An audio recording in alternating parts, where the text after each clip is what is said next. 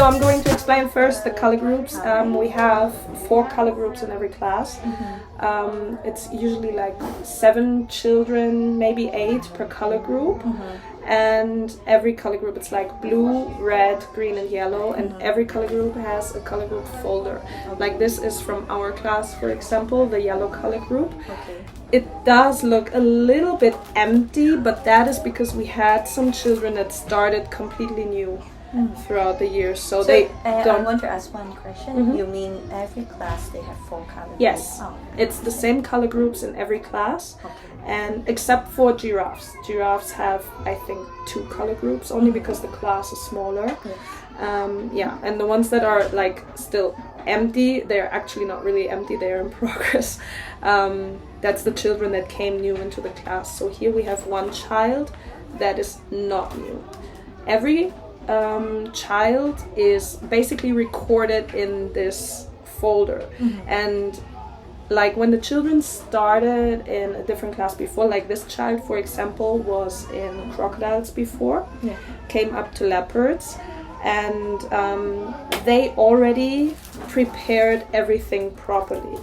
That means everything what was collected throughout the years since the child started is in this color group. We have this form, the developmental form, where everything is like marked like on the development of the child in different colors, because the colors are on different dates. Like for example, the green color was in 2020. The orange color, I assume, was before. It stands usually in one of the pages, but here's one page missing. It's probably somewhere here. Right, so we need to write down also the date with the color when it was done, so we can see where is the child developed and where is not. Then we have the observation forms.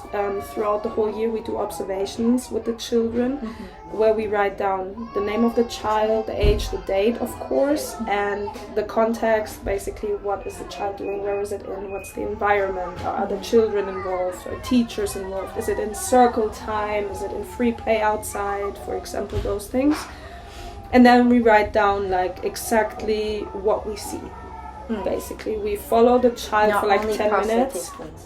Not only. It doesn't really have something to do with positive things, because you literally write down what you see. Like you follow the child for like 10 minutes, and then you write down Tom is standing on a climbing space or something like that. She's jumping down, she talks to another child. When you hear what she says, write also down what she said. The only thing you don't write down is the name from the other child.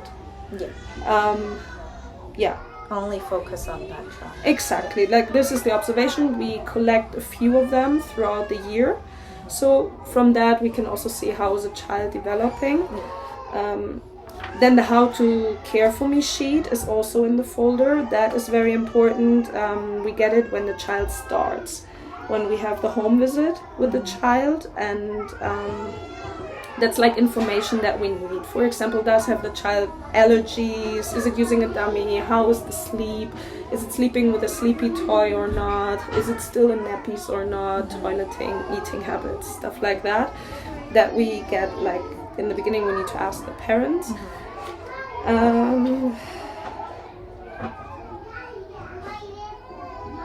have no idea what that is. I've never seen that before. Okay, so and then we collect like some things like pictures from the child. Like this is actually really cute, because also for me, because I know this child is now in my class. And she's so much older and she's so young here. And then you can see like when they started, and it's cute.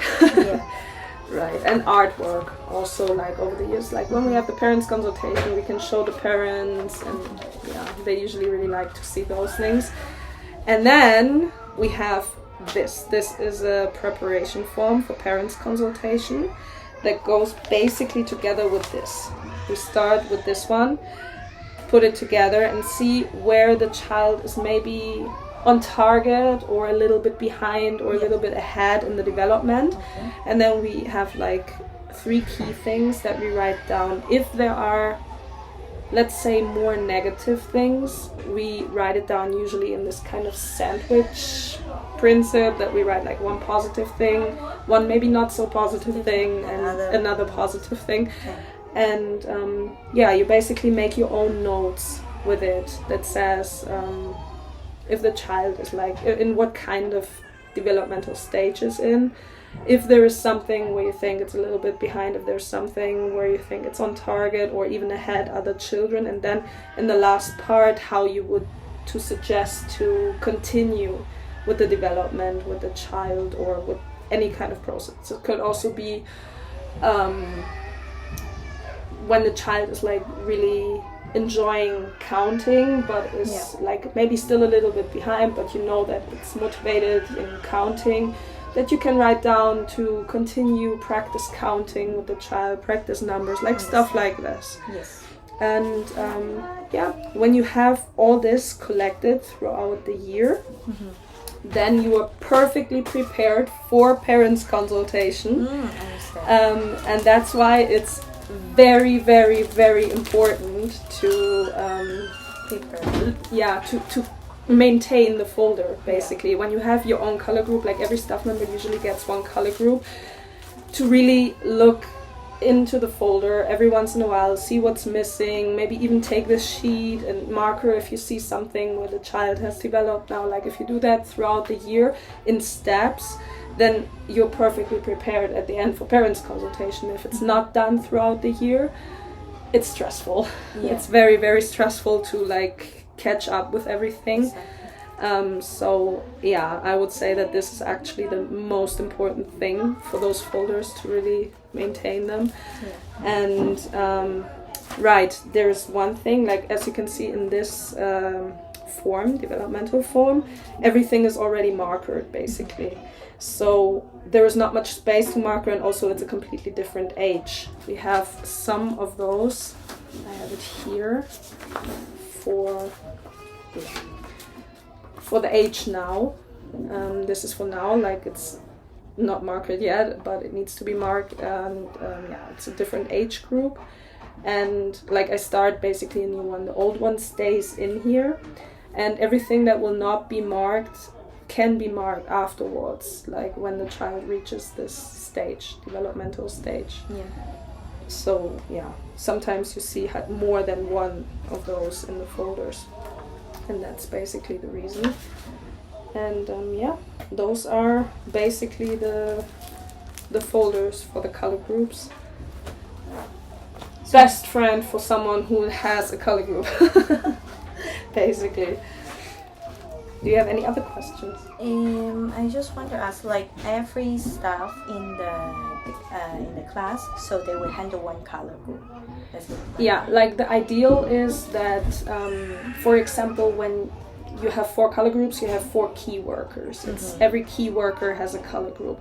Usually, if you have enough stuff in the class, then the team leader is like watching over all the color groups, and but it's not having like a fixed color group. Like it's like really to look over everything. And then there are like key workers, like 1 key worker per color group.